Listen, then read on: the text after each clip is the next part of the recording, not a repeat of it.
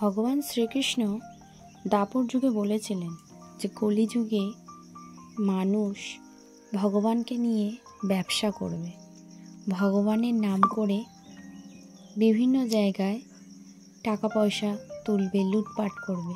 আর বাস্তবে কলিযুগে কিন্তু সেই ঘটনাই চলছে। এর আগে আমি পুরীতে গেছিলাম।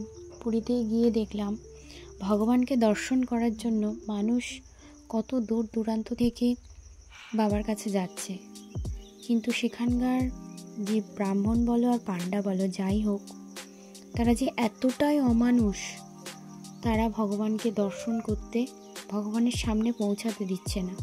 সেটা যে কতটা কষ্টকর। তারা মায়ের মন্দিরে গিয়েও আমি দেখলাম সেই একই ঘটনার পুনরাবৃত্তি। মা তারাকে দর্শন করার জন্য কিছু কিছু মানুষ 2.5 ঘন্টা 3 ঘন্টা লাইন দিয়ে দাঁড়িয়ে আছে বাচ্চাকে নিয়ে। যখন তারা সামনে যাচ্ছে তখন পাণ্ডারা বলছে কিছু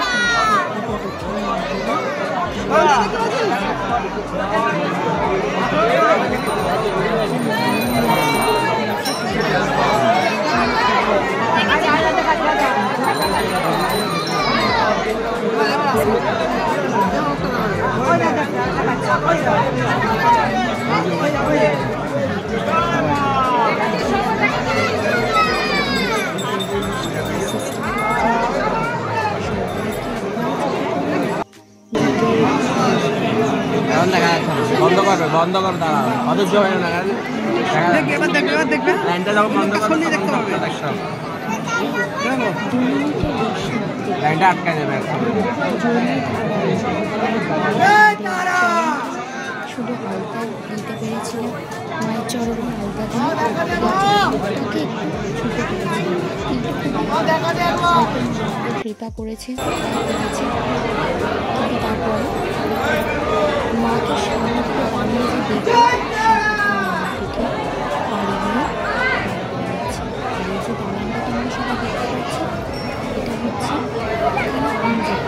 এছাড়া মায়ের মন্দিরে উল্টো দিকে একটা দালান আছে, সেই দালান থেকে বসে বসে কিন্তু সেখানে পাণ্ডাদের এত তাদের জন্য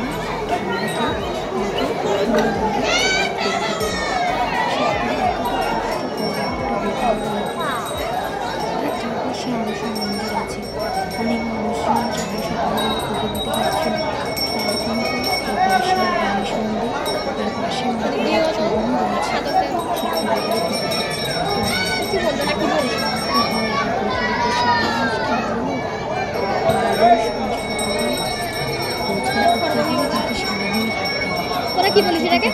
যদি ভিডিওটা আপনাদের সঠিকভাবে আপনাদের মনে কোথাও গিয়ে একটু ছুঁয়ে থাকে, তাহলে আপনারা দয়া করে ভিডিওটা সবার মধ্যে শেয়ার করে দিন, বেশি বেশি করে কমেন্ট করুন, সবার কাছে আমি ভিডিওটা পৌঁছাতে পারি। আমরা সবাই যদি একতা হতে পারি, সবাই যদি একভাবে প্রতিবাদ করতে পারি, সরকার যদি সঠিক ব্যবহার করে, তাহলে কিন্তু এরা এই জিনিসটা করতে পারবে না।